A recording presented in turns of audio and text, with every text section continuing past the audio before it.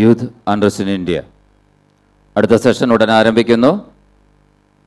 Nikhila Henry, Umar Khalid, Rahul Kosambe എന്നിവർ പങ്കെടുക്കുന്നു. മോഡറേറ്ററായി B Arundhati.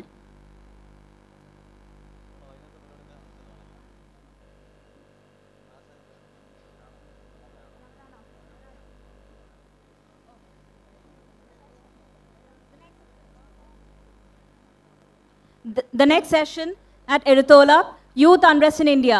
The speakers are Srimati Nikhila Henry, Sri Umar Khalid, and Sri Rahul Kosambi. The moderator is Srimati B. Arundhati.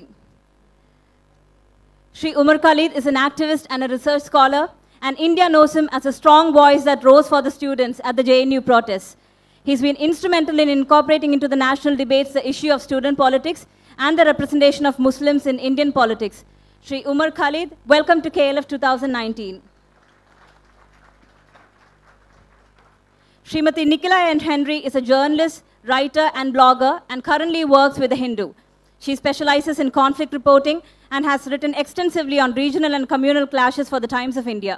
A published writer on the Palestinian conflict, she has also reported on educational practices in Kenya. She's a blogger whose blog on self-reflective journalism has garnered a very good following.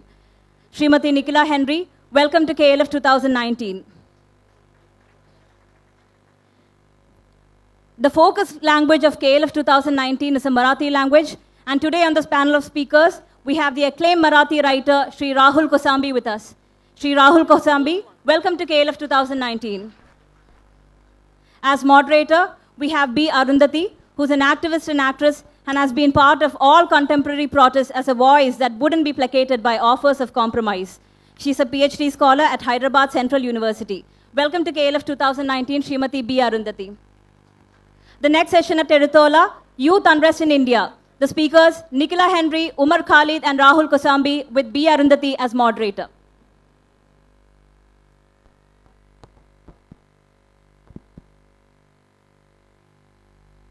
In 2016, just after Rohit and sedition incident in JNU, Professor Romila Thapar expressed that concern that this might be part of a larger pattern.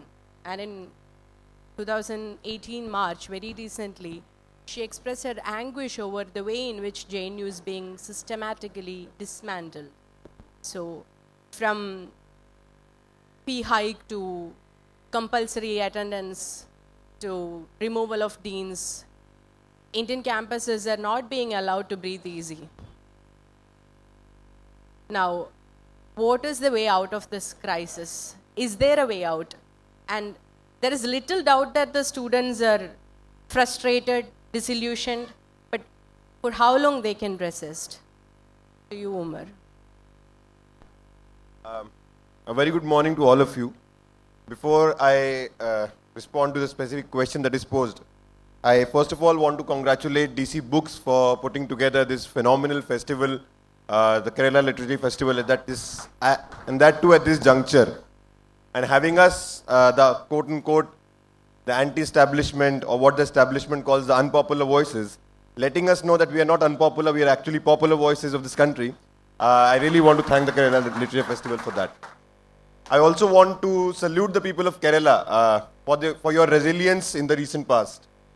Be it the floods and how you have come back on your own feet despite the central government displaying that kind of a very cruel treatment to you. I want to congratulate all of you. I want to congratulate the women of Kerala who in the recent past in a historic women's wall they formed, and finally the entry also into the Sabrimala shrine. I also want to congratulate Hadia, an issue that is less spoken about, an issue that did not get unfortunately, the same support from the government as it should have got. But her struggle is also phenomenal. She fought alone most of the time against the entire Sangh Parivar. And I would also want to salute her before I begin and respond to the specific question that is posed. JNU was on their, if one talks about JNU was on their target for a long time. It wasn't in February 9, 2016 that they planned something. In fact, I remember in November 2015, the organizer, which is the mouthpiece of our RSS, they had a full cover story on the JNU saying that how JNU is a den of anti-nationals. dossiers were being prepared in the high rungs of the Sangh Parivar as to how, and they were waiting for the opportune moment to sort of attack at JNU, which they felt that they got after 9th of February. But the script had been written for a long time, for primarily two reasons: for a cultural agenda of the Sangh Parivar, and JNU being one of those places which has always resisted that. Also, in this time when education is being privatized, to have a university that, I mean, you only have to give an annual fee of some 300, 400 rupees to study and actually do a PhD there. That is something that does not fit with the vision of the rulers of our time today. So that is why JNU was attacked. JNU attack also can be divided into broadly two kinds of attacks that happened. One, even now when I go out and speak about JNU, people remember, outside JNU, people largely remember the events of February, March 2016 when they talk about attacks on JNU. But for us who are in JNU, till I passed out recently, we know that the attacks have continued till the present day. These are everyday attacks. There is not a moment of relief for students, there is not a moment of relief for teachers. Just that the modus operandi has changed now. So to begin with, it was a spectacle, a TV spectacle where the effort was that by vilifying this university and by portraying the students and teachers here as a threat to the national integrity and the unity of the nation, we will manufacture, to borrow Noam Chomsky, we will manufacture consent in the society to what we are going to do subsequently, not just with JNU, but with all universities across the country. People might remember there was this one argument that used to go around television that आप हमारे tax के पैसे से पढ़ते हैं. You study out of our taxpayers' money. And you should be grateful to the government rather than speaking out against the government. And that is probably the most ridiculous argument that I ever heard on the 10th of February when I was unfortunately on a TV show on Times Now with telling the nation what it wants to know. So, and that was the most ridiculous argument because at that point of time I thought that who are the taxpayers? We are the taxpayers. You are the taxpayers. I mean, we are not the ones like Ambani and Adani who get tax holidays. And our money, we would really want that money to be spent on constructing roads, building universities, building hospitals, rather than giving all these tax holidays to these big big corporations, or funding Narendra Modi's world tours. That is not what we give taxes for. Or probably these hoardings that you see all across the country of Modi's Vikas, which is there in hoardings but not there on the ground. So that is not what we give our taxes for. We give our taxes to build for education. But what they were doing is that they were creating a consensus, or they were trying to create a consent in the society that funding on education is a waste. You don't need to fund on education, and anyways, when you fund on education, these are the anti-nationals who thrive on subsidized education, who live in universities longer than usual. So one argument would also be posed that how long will you study in JNU? You're already 30. Kab tak padhte rahoge? Now this is sometimes you have to be productive. So even now I get told, saying that till when are you going to study? So you don't have to be in the universities. The state does not have to fund education. The state does not have to spend money in universities. That was the message that was being sent. And in these 4 years, successively, Modi regime has reduced budgetary allocation on education. And then this reflects in various forms. Fee hikes, social justice measures being scuttled away, which is also part of a very important cultural agenda of the Sangh Parivar. And once the second phase began in around July 2016, that's when they moved into internal sabotage. So now the environment is created in the society. This poison has been spread. Now let's get down to dismantling each and every policy one by one.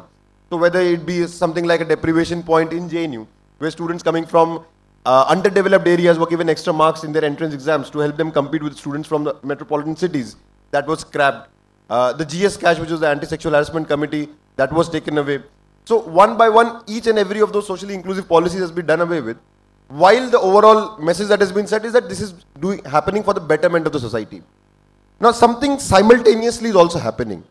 And when people who get convinced by this propaganda against us or propaganda against JNU, outside JNU, when I happen to meet them, what I tell them is that don't think that this is a propaganda against me or this is a propaganda against one university. This is a propaganda against the people of this country. This is a campaign against the people of this country. Because if JNU goes away, the people of this country, the vast majority of them cannot, or by JNU, I'm using JNU as a metaphor of public universities. If public universities are dismantled, the poor people of this country, the lower middle class of this country, they cannot even imagine to access higher education. And that is the message that is being, that is the thing that the government is doing. So on the one hand, JNU is being vilified, JNU is being destroyed, but on the other hand, something like a Geo University is being set up, which in fact, even before it is set up, has been given an Institute of Eminence tag. And I was reading the statement of purpose that Geo University has given to the government. It's going to charge an annual fee of 10 lakh rupees. So people like me cannot even imagine to have given 10 lakh rupees and done a PhD. So that is something that is happening, and that is a message we need to take to the people of the country, that it's a campaign against the people of the country, this vilification of JNU, this vilification beyond JNU of human rights activists, of rights defenders. On the one hand, the government is snatching away our hard-earned rights, is snatching away our victories of the yesteryears, and then is trying to convince us that we are doing it for your betterment. But I don't think, just to conclude, as to the solution, as to the way out, I don't think it's working. And the recent results in 5 states have also shown that people are not buying into the BJP narrative. I was reading the news in the morning. Amit Shah has said something like, the coming elections is like the battle of Panipat. If we lose, it will lead to slavery. Amit Shah 4 months back was saying that we are not going to be defeated for the next 50 years. हम हिंदुस्तान पे अगले 50 साल तक राज करेंगे. If Amit Shah is changing his tone and tenor, and if the BJP is panicking like the way news reports are coming out, things are going to be difficult for the BJP. I have absolutely no doubt that come May 2019, Mr. Modi is going to be out of power. BJP is going to be out of power. Mr. Modi does not, or Mr. Modi's cronies do not speak to us. They do not speak to the students of JNU. They do not speak to the people of JNU. They do not speak to the farmers of this country. They do not speak to the media. The Prime Minister has not given a single press conference in the last 4.5 years. So that these questions that you are posing to me could be posed to him as well. What is the message that Modi is giving? That I am not answerable to the people of this country. And if Modi is not giving answers or has not given answer for the past 4.5 years, another 5 months, the people of this country will give an answer to Narendra Modi. Nikhila, your book starts with the outburst of protests that followed Rohit Vemula's institutional murder. And if you look at HCU now, Apparao is still the Vice Chancellor, and the Velivoda was dismantled very recently. So what really changed in Indian campuses after Rohit? Right. Audible?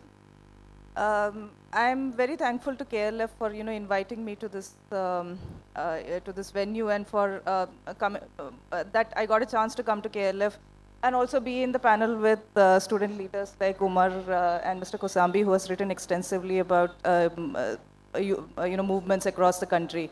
In the context of University of Hyderabad, as you're talking about, I think that the larger context of youth unrest has to be spoken about before getting into the specific.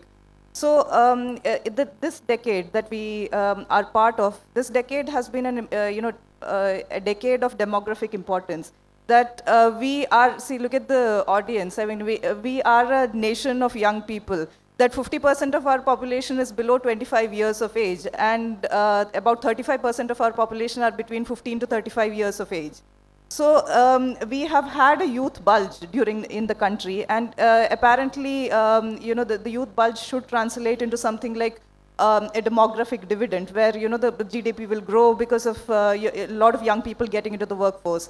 At the same time, we have also undergone a middle class bulge, which is a really curious case in India, because our middle class bulge is not a very typical middle class bulge. That there are disenfranchised people, people who are still vulnerable in the population as part of our middle class. So at the same time, India has also improved a lot in terms of literacy, like a 10-point jump from 2001 to 2011.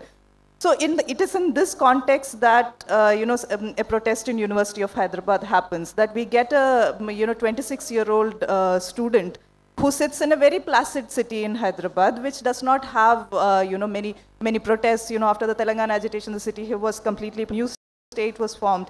So in this particular city, in a very premier institution, which is also again placid, somebody like Rohit Vemula sits and says that he writes saying, I wanted to be calm and cool, but my history will not let me. So the power of his words, and the persona of this young man is what represents the youth unrest in the country, I believe. So, and the fact that, somebody like Rohit, he wrote about nationalism, which is what was posed against somebody who was sitting in Delhi at that point of time, Umar. Rohit said that when I talk about my community, you say that I'm non-national, but when you are talking about nationalism excluding my community, then nobody questions you. So this young mind, who existed in this particular state, who came from a rural background, from Guntur district, who came to a city like Hyderabad, who started, talking in a very political language, who was a very brilliant student leader. I think that he breached, a certain sacred space of university system in the country. That the knowledgeable, the people who speak in a particular language of knowledge, the people who speak in a particular language of politics, which is rather apolitical. In this particular campus, somebody like Rohit Vemula came into existence. So, and the fact that, the sacred space of university was breached by this young man, and also by the large number of political unrest, which happened in the country after that. I think that was a question which was posed to the nation, and I think that it is the repercussions of that which students in JNU faced. That the national question was brought to the fore by students in University of Hyderabad, and once they broached such subject, they spoke about what is visceral, the visceral reality of caste in India. They did not say that the caste was a thing of the past. They said that in the modern context, in India's modernity, caste is embedded. And the fact that they brought that question out into the fore was the biggest contribution that a university could have ever produced in the country, I believe. And the fact that, that was faced with a lot of repression later on, that, the government, be the central government and, the state government, which remained placid throughout the agitation, have taken a very proactive step in, suppressing the agitation was only, was expected, that, they will not be able to let this conversation about young people coming from different parts of the country entering into a very sacred space like the university, producing knowledge which is not very typical of university spaces. It was very much expected, is what I feel. But the fact that such a question came from a university campus, which was unheard of at that point of time, that is the biggest contribution. So the fact that they removed the Velivada right now, and that students are even protesting even now. Even now, Rohit Vemula's mother and brother cannot enter the university campus. Any student leader who comes from outside the campus cannot enter the university campus. Shows that how, like the country, the university space also tries to maintain the sacred, tries to maintain a certain sort of decorum. So this conversation between young people and the nation, this conversation between the disenfranchised and the nation is the biggest contribution of a movement like Rohit Vemula, I believe. Yeah.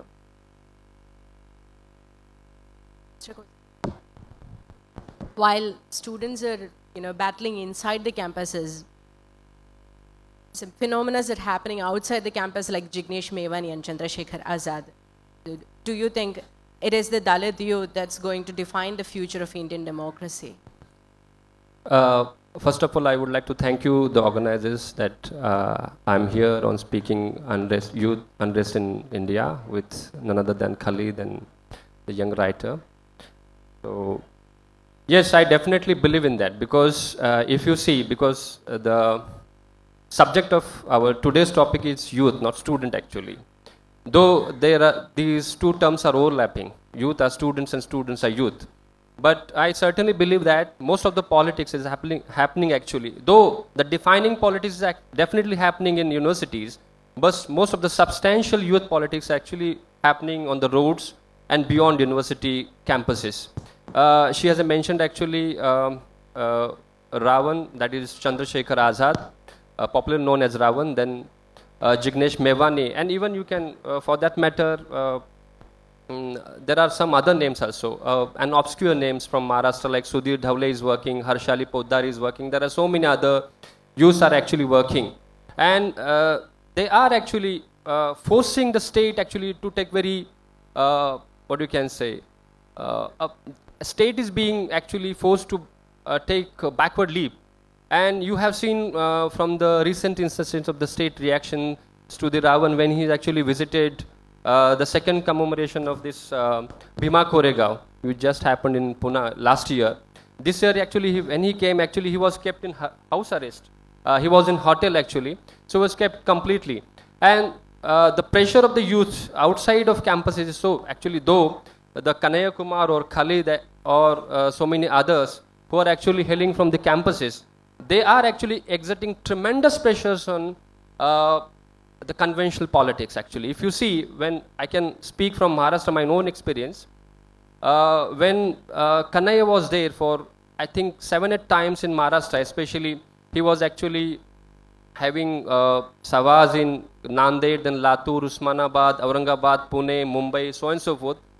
You won't believe that it was actually been organized by not only from the left parties or left front as such or student politics. It was actually been supported by the so-called conventional liberal political parties called as Rashtravari Congress Party or Congress Party for that matter. Actually, they were very willing to have Kanaya on the dais because it shows that they are actually unable to construct an overarching statement against Modi government. And it was Khalid, then Kanaya or Jignesh, or for that matter, so many other people has actually given a very strong answer to this particular fascist regime as such. It was again with same experience with Jignesh Mewani. He was again actually invited to the Bhima Koregaon congregation, and he has took very what you can say, very positive stance on this. And it was again with so many other people, and that is actually positive for me, because it is the youth or it is the students who are actually pushing conventional politics or teaching the conventional politics to take stances on this particular very tragic times. And I feel it is very optimistic. Umar, since your name is Umar Khalid and not Uni Krishnan, you were singled out and attacked as an anti-national terrorist. So you're not just a young student leader, you're a Muslim-born young student leader in India. What is that difference? I mean, the most obvious answer to that would be, while two of my other colleagues, Kanaya and Anirban, who were arrested, were called anti-national, I was also said that I had gone to Pakistan and without a passport, and had been there twice and made 800 phone calls to a lot of parts of the country, a lot of parts of the world. It couldn't have been said about Anirban or Kanaya, because selling that story would be difficult. That a particular person had, or Kanaya, someone, or Anirban, gone to Pakistan, coming back. But when it comes to Umar, that story can be said, because that story has been said several times of several these big terror catches that the police of a country catches, masterminds. But 5 years, 6 years, 7 years, 8 years later, even 14 years later, we have heard of people being acquitted of everything, and they coming back and telling stories of police torture, humiliation, bail being denied for long periods of time. So that has happened in our country at least from 2001 too many times. That is a tragedy that has been repeated too many times. And in fact, for me, it was a journey where I came a full circle. So I began my activism in the aftermath of an encounter in my locality where two young Muslim men were shot dead. One of them was 17 years old, one of them was 21 years old. And they were accused of being terrorists. And later it was revealed that these two guys were shot from a point blank range. And it was, I mean, prima facie, today also civil rights activists believe it was a fake encounter. So I began my activism when I was a graduation student back in Delhi University. From that incident onwards, because that had really shaken me up and my understanding, prior understanding of what India is. And I started seeing injustices around me. In the beginning, I became more conscious of my Muslim identity after that encounter. But subsequently, I started thinking more universal categories. I started to think that it's not happening to Muslims alone, so I shouldn't think like this. I got attracted towards left politics, towards Marxism. I tried to even understand the Muslim question through that Marxist lens, which I do even now. But when it came to me in 2016, and when it came to the identity that I tried to live for all these years, but when it came to witch hunting me, that identity was stamped on me. So one thing that is very clear is that it's not about the faith, it's about the identity. And no matter how much you want to leave your identity, you cannot leave your identity in today's India. In India, when people ask me today, are you a Muslim? I say, yes, I am a Muslim, but that's not all I am. I'm also a citizen of this country. I am also a youth. I have multiple identities. While my religious beliefs may be one, my constitutional beliefs may be something else. They may not always be antagonistic to each other, but why do you want to bracket me only as a Muslim? But that's what this society and the regime wants to do to Muslims in this country, and they have a particular lens with which they view Muslims, which Savarkar had written long back, that they do not, Muslims do not belong to this country and they are not patriotic enough. So that's the common misconception. That's the stereotype that the Sangh has actively deployed. One more thing, it's not just the identity that you cannot leave. It's also the physical space that you cannot leave. So I grew up in a ghetto, and when I asked my mother that how her parents came to live there, she tells me of how they moved from Uttar Pradesh back when she was a kid, and they wanted to access education, so they came to Delhi. And first they moved to Old Delhi, and then they moved to this Jamia Nagar area, which they felt is a place where you could get cheap land, and it wasn't a ghetto back then. But then from the 80s, the city and the country started changing. First, it was the Sikh riots in Delhi itself, where people saw how Sikhs were singled out and attacked. Simultaneously, the Ram Jan movement took off, and riots against Muslims started happening. And Muslims started feeling that if we are not together, what happened to the Sikhs just a few years back would happen to us. So they start moving in, they start moving in, they start moving in. After 92, Babri demolition happens, Bombay riots happen. 98, this Vajpayee regime comes, 2002 happens, 2001, the 9/11 thing happens. So this ghetto, which began when my mother moved in as a place which had only 4 houses, now houses about 15 lakh people. And all of them, 99% of them Muslims. 10 years ago, I wanted to leave that ghetto. I wanted to leave that ghetto because that ghetto to me I couldn't find myself there. The value systems that were slowly evolving in me, they were at clash with the setup of the ghetto. And when I came to JNU, I thought I'm never coming back again here. And I'm going somewhere beyond JNU, somewhere else. But interestingly, just 10 days after I submitted my PhD, there was an attack on me and someone tried to kill me. And then I figured out that now the city has become unsafe for me. So the only safe space that is left for me is to go back to the ghetto. So no matter how much you want to move out mentally, no matter how much you want to move out physically, this regime, this society, let's think even beyond the regime, the way the society is structured now, because these problems didn't start in 2014. They want to remind you again and again of your identity. They want to again and again remind you of that ghetto. That ghetto is where you belong. You cannot think out of that ghetto. And that is why I remember back in February 2016 in a speech I was saying that now I understand what a profound statement Rohit made when he said that never is a man treated as a mind. The person is reduced to a number, to a thing, to a vote, to his nearest possibility and to the most immediate identity. And I can say that in the last 4 years, if I talked about the change that has happened after 2014, the most Muslim I felt in my life is in the last 4 years. And today, when someone asks me, so are you a Muslim? I say, yes, I am a Muslim. So I'm not ashamed of my religious identity. And that's I am. So deal with it. We are not going anywhere. Definitely not to Pakistan. Nikhila, I hope you also have to say something about this question of identity, since you address that in your book also. Right. See, I think, in June 2016, I met this is away from the Rohit Vimala context. So, yeah, so in June 2016, I went to this small, place in Guntur district in Andhra Pradesh. So in this particular place, I met a young man, who called himself Rajesh. So now that is not his real name. So why he wanted to, he studied there in that particular place, and his family did not have land, while there were a lot of landowning people there. His educational, he got an education even though the educational index of that particular place was very low. So he wanted to shed his identity and move away, as far away from this particular village which he was part of. and go to a city and, start a new life there. So I asked him, what is this thing about that you want to leave your place? So he lived in this particular place called Stewartpuram. So now that is an Adivasi colony, and this he belonged to an Adivasi identity called Yerukala tribe. So the Yerukalas were considered a criminalized people. They were criminal by birth, by the Criminal Tribes Act. It's a colonial act.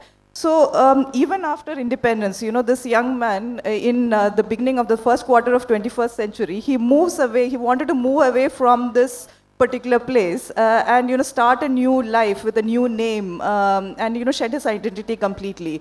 But in the beginning of 2016, when Rohit Vemula committed suicide, Rajesh was one among the first people to go to University of Hyderabad and be part of the protest.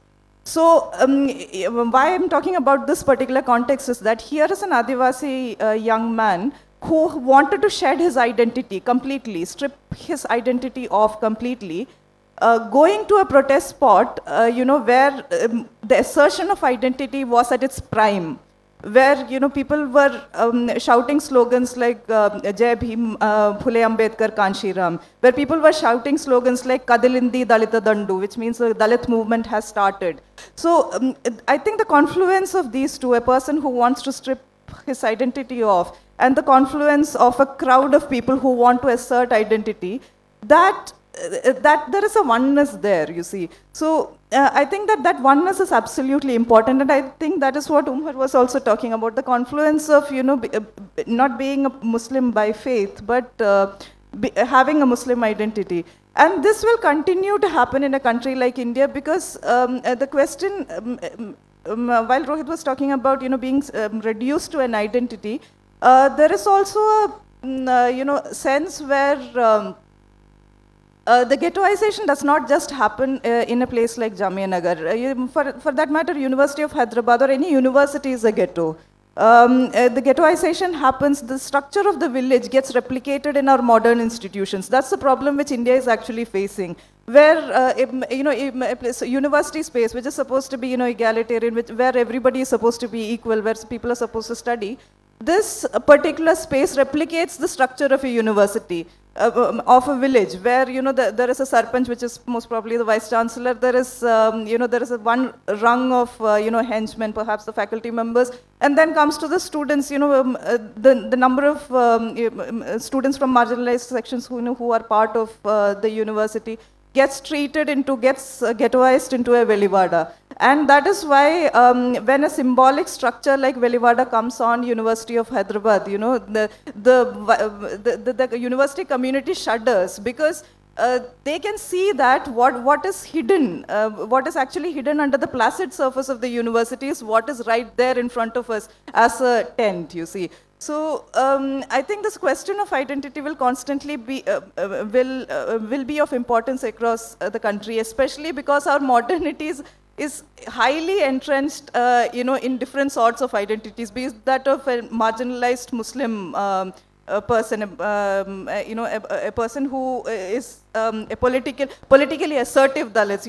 They are the worst kind, is what the country is saying. So when Jignesh Mevani raises in one hand the Constitution of India and Manusmriti in the other hand, and asks the Prime Minister of the country, which do you choose? Then we say that, oh my God, what is this politics that these people are trying to articulate? This is not the kind of politics which we are used to. We know of, Janayadhari Hindus like, Rahul Gandhi, who can articulate a particular politics. We also know of politicians who can battle for, who can bat for 10% reservations for upper caste people. We know such politicians. But now what is this sudden political change that these young people are trying to bring about? And that question of identity, they actually brought it into they landed it in the middle of the Indian polity. And it is not just students. The confluence of, somebody like Rajesh, the Adivasi boy who's from a village in Guntur, coming to a city like, Hyderabad to be part of the protest. The fact that Rohit Vemula protests, some of these protests, which were held in university campuses, they became threatening to the nation, they became threatening to the BJP government, or even state governments for that matter, because they went beyond the scope of the university and entered the streets. If it was in a university space, they wouldn't have had any problem. But the identity question, the caste question, the question of religion entered, left the university, the space, and entered the streets, and people started walking the streets shouting, Rohit Vemula's name, or that of, anti-caste stalwarts. So that became a problem for the nation, and that problem will continue to persist. And that is why it is important, as Umar also mentioned, Hadia, that a young girl in her early 20s, she stands in front of a bench, Supreme Court bench, and says that I want my freedom. So now this girl is saying, what she's essentially saying is that there is this persecuted identity called the Muslim in India. Okay, but I have assumed this identity. I have become a Muslim, and now through that, I want freedom. So it is impossible for an erstwhile, placid nation which does not want to deal with the question of caste or, religion or persecution for that matter. Basically, India does not want to deal with oppression, that it is oppressive, it does not want to agree, acknowledge. So when a young girl like Hadia says that I am a Muslim and I want my freedom in the Supreme Court, so this has left, her household, it has left the village which she is living in, and it has entered, it has reached the Supreme Court of the country, the highest court in the country. So now the nation cannot ignore her anymore, just like the nation could not ignore Rohit Vemula. There were several other students, who had committed suicide in University of Hyderabad. Some of them were very strong political leaders. But how come, not just Madari Venkatesh, even Pulyala Raju, he was a DSU student leader, no? So the nation could ignore all of them, but unfortunately, because the politics, the rot which is inside these university spaces spilled out into the streets, and people started responding as a population, as a general public. It became a problem for the country, and that question will continue to, it will have spurts here and there, and that happened in Koregaon, Bhima. It will continue to happen. Even in the Sabarimala protests, it has happened, with Malayaraya saying that, this temple belongs to us. Yeah. Umar, do you agree with her? Do you identify JNU as also a ghetto?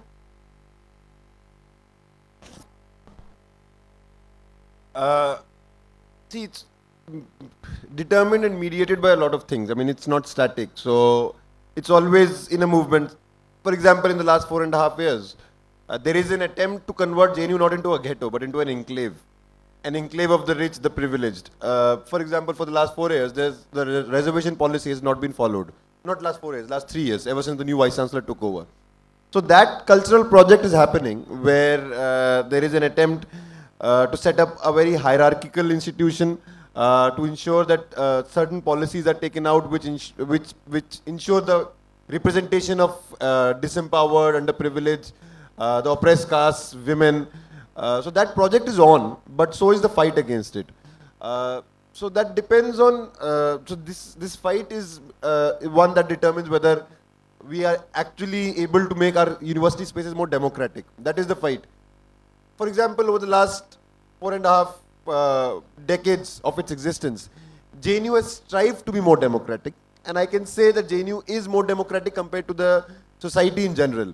And that is not because JNU is any different, or that is not because the students of JNU have come from a different planet, but because there has been a students' movement, a very assertive students' movement, which has ensured that the fees remain low, which ensured that even before 27% OBC reservations were implemented, we had something called a deprivation point for OBC students, which preceded OBC reservations in higher education, which ensured that OBC students were represented. So these were all things that we fought for, we achieved over the past 4 decades, which made JNU a more democratic space. I mean, even thinking beyond the tuition fee or anything else, that's the very sheer factor of accommodation. That if a student is coming from a small town or not of a very good background economically, to come to Delhi and study in Delhi University, you need at least 20,000 rupees a month. But JNU, the hostel fee was only 10 rupees per month. So these things ensured that people could imagine accessing higher education. These things ensured that people like Najib, coming from a small town in Badaयूं, could think that when he got through JNU and his mother didn't want him to go to JNU, because his mother was concerned that JNU, the way JNU is being attacked, that JNU is not a safe space, he convinced his mother that this is the best university and I should go and study here. And this ensures that people like Najib come. But what happens when people like Najib are attacked and then they're disappeared, subjected to enforced disappearance, is that a message goes out to not just Najib's family, but to everyone else in that small town in Badaयूं, that if you think of coming to higher education, we can actually physically push you out. So it's not just systematically excluding and making universities through policies enclaves of the rich, the powerful, the dominant, but also despite everything else, if some people manage to reach there, like Rohit, like Najib, sending a message back to Badaयूं, back to Guntur, that don't imagine coming out of your ghettoized existence to come to our university spaces. So it's a struggle that's on, and I completely agree with Nikhil on one thing, that the boundary between the university and the society is not there. It was never there. In fact, what this regime has done has ensured that we merge even further. I want to thank Modi for one thing, for ensuring that there has been no dearth of youth coming out, speaking out. There has never been in the last, I think, 70 years of this country's existence, the youth of this country coming out in such big numbers, despite all the intimidation, despite all the attacks, the defamation and everything, coming out again and again. They thought on the 9th of February that they have finished JNU once and for all. But here we are speaking to you, going across the country, several students from JNU, and taking the message of JNU to the society, and not just taking the message of JNU to the society, also listening to the people, learning from them. And that's happening probably in all universities there today, that student leaders are now coming more and more aligning with other forces fighting outside the university, and that is something that needs to be carried on in the coming days. One last point that carrying on, I was just reminded of the previous point, that when I come back to Jamia Nagar after 10 years, I also realize that I'm coming back into a political vacuum. That this is a place, the Muslim ghetto is a place which in 5 years is not sought after by any politician. The ruling MLA, the opposition MLA, or the ruling MP, the opposition MP, no one moves in. No one wants to know what the condition of the ghetto is, the condition in which the people are living, whether do they need anything. Come elections, they all scramble for power. So once I moved in, I realized that I'm moving into a political vacuum. I might have come back where I didn't want to come, but now let's not whine about the situation and let's think about the political possibilities of the situation. If I can actually build up a movement here in this place, not just on the question of religious persecution, not just on the question of identity, but also on the question of the socio-economic marginalization which makes persecution possible in the first place, which ensures that this identity formation happens in the first place. So can we think of doing something? And we were already doing a movement across the country for 1 year before that on the question of hate crimes. And we... United Against Hate, yeah. And we moved in and we tried to sort of make that into a zone of our activism, which we are building on even now. So while I was pushed back, but I am also seeing a lot of possibilities there. Have you been able to mobilize the youth there from your ghetto? Yes, we have been able to. The effort is, sorry, if I could take just 2 more minutes. The effort is that Muslims have been under attack for the last 4.5 years. But Muslims also are being invisibilized. There is a common sense that even mainstream opposition parties, who are opposing the BJP, they are saying that Muslims should leave this fight to us. Muslims should not speak out. Others should speak out, because if Muslims speak out, it leads to religious polarization. It plays into the hands of the BJP. And that is, unfortunately, one sees even some Muslims internalizing that. And that's very dangerous, because this is second-class citizenship. Second-class citizenship is not about the fact that someone will come and kill one of you or will attack one of you. Second-class citizenship happens when the state strips you of the language to express your anguish, to fight for justice. And that's what has slowly been happening with the Muslims of this country, and that's been the project of the Sangh Parivar. So to counter that, it's very important that one moves into the ghetto. One tries to build a new discourse from that ghetto, which talks about religious persecution, but not that alone, but talks about these everyday problems as well. Our time is quite limited, so now the floor is open to questions.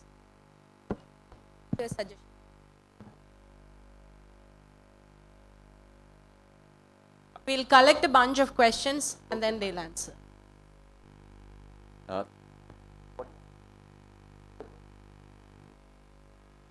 Thank you to youth leaders like you to start with. We have some hope only because of you. Now, there is one small question. Basically, the past generations, like my generation, have left a very fragmented left for you. I have been going to Hyderabad University to do some, conduct some workshops there. The fragmentation I see between the left and the Ambedkarite is really disturbing. It's not only between left in general, but even Ambedkarite movement everywhere seems to be having many such problems. As you know, in Maharashtra, one Ambedkarite faction is with BJP, the other is with MIM. You get to go to UP, we don't know what is going to happen between Mayawati and Ravan. So, keeping the internal space for dissension and argumentation still available, can, or what the youth is thinking about getting together, even with the internal democracy being kept intact. And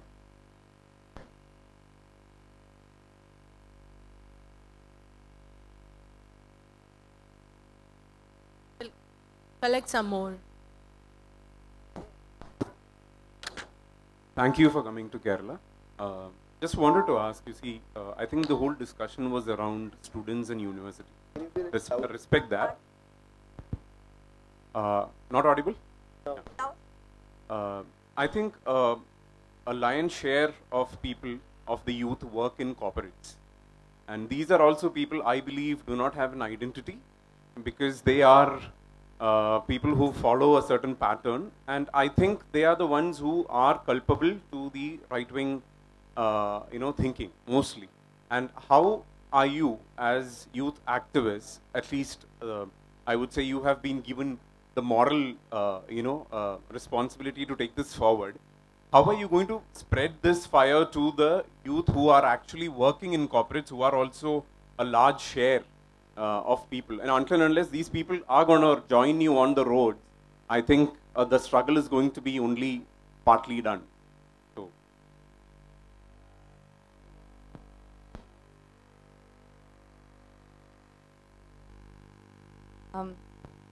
So, my question is, Kerala is a state where left is very upfront, unlike many other states in the country.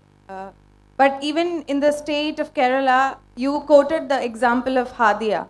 But as much as Hadia is a reality in the state, we also have, just like Vemila or Najib, we have here Jishnu Pranoy and Fatima and many other students and much more who are studying in universities, colleges, still going through suicides and other forms of oppression. Which shows actually a situation that the agencies who should have been taking up cases like these are closing the doors for them too, just as much on a national level, where a political situation in the state where left is so upfront, but the reality is showing a parallel side as well. So when the agencies are limiting the demographic situation to a limited space, politically, in a student, being in a position of a student, how do we address this?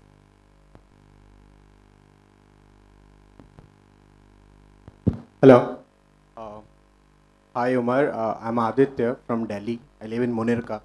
चाय की चुस्कियाँ भी बहुत ली है गंगा में मैंने लोगों के साथ मज़ा आता है. You mentioned Noam Chomsky and you mentioned manufacturing consent. There's a book called by Noam Chomsky called How the World Works. And there's this excerpt from an interview where the title is Manufacturing Dissent, and manufacturing dissent on the part of the left. So the interviewer asks that, don't you think that the left, through the highly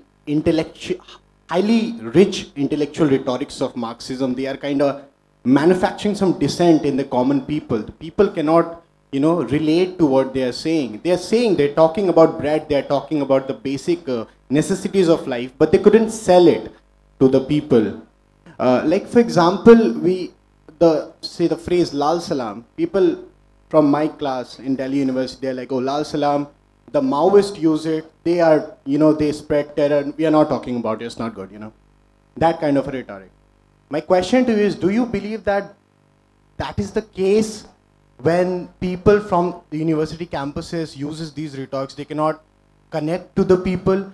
I'm amused that in the entire discussion, I couldn't hear the word jobs. for a single point of time. Youth unrest in this country, I think the major cause is jobs. We don't have jobs. We are talking about reservation, 10% reservation for whom? 95% population of this country comes under that 10% now. We are giving reservation, no jobs. We are putting trains after train, there are no tracks. When are we going to talk about jobs? And it should be talked about now, you know. So do you think that there's this tendency of manufacturing dissent on the part of left? We should sell on the part of the left, you know. We should sell the question of bread to the people who are hungry, who are starving. What are your comments, Umar? Okay, so let's take this round first and then we'll take another round. To begin with the last question and the other question of corporate and how do we reach out to the corporations, I would sort of merge these questions. I think the question of unemployment is the biggest question right now that the people of this country are facing, the youth of this country are facing. The age group, as Nikhila was saying in the beginning, that India is a people of country of young people, and every year 1.2 crore people are of that age where they should get jobs, and only a few lakhs of them get jobs. And even the jobs that they're getting, I mean, the figures that are coming out are mind-boggling. For example, Azim Premji University had brought out a report recently which said that even those who are getting employment, the very few who are getting employment, 82% of the women and 72% of the men are not getting a minimum wage. They're getting far below a minimum wage. So that is the question of employment, the question of dignity. As for the question of Lal Salam, if Lal Salam works in some place, use Lal Salam. If you have to, basically you have to communicate with the people and you have to know the way of communicating with the people. What has happened in the past few years is that with the setbacks globally as well as nationally that the left has faced, that we have got reduced to a few places where we are communicating amongst ourselves. So even here we are communicating amongst ourselves only just to, this is an effort to clarify our own thoughts. So that when we go out, we know how to engage with people. So when I go to Jamia Nagar or when someone else goes to some other place, the language we speak in JNU is not the language we speak there. We try to learn the language from there. And even if you read Marx, that is what you will find even in Marx. The metaphors that Marx uses in his own writings are various. They are not coming from one source alone. As for the question of divide, well, yes, the divide is there, and the divide, I don't see the divide coming to an end anytime soon. And divides will be there in any movement. The challenge as of now is that what are the questions in front of the people of the country, and to build the widest possible unity on those questions. For example, recently in Mumbai and then in Delhi, there were huge peasant marches where farmers came out on the streets putting forward a common minimum of several organizations who put that point across of what Modi had promised and what Modi has not delivered, and be it the loan waivers, be it the question of minimum support price. The unity will be formed on those demands. On students when they'll come out, who are with those students on those particular demands against privatization, against commercialization, for the right to unionize, on the question of jobs. So let's try to bring as many forces that are there on the streets against them, and that will result in that larger unity. So frankly speaking, our effort is to bring all the fighting forces, people who are at the barricades, together on the question, on these several questions. Not to forget the question of communal violence, because that's what happens many a times. We are talking about farmers, we are talking about workers. We forget the larger design of a Brahmanical, a casteist design of the Sangh Parivar. That also has to be taken head on. And that is how the unity will be formed. That is all I have to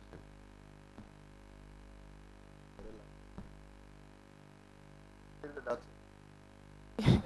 Yeah, so about the divide, I think I'll start with the first question. I mean, the Ambedkarite, that's what you're talking about, the left, the division between the divide between the left and the Ambedkarites. See, I don't think, I'm not, for that matter, I mean, I'm not somebody, you know, who feels very bad about such divides in a democratic setup. The whole purpose of democracy is to, you know, hold a debate, a discussion, and come up with the best possible outcome, is what I feel.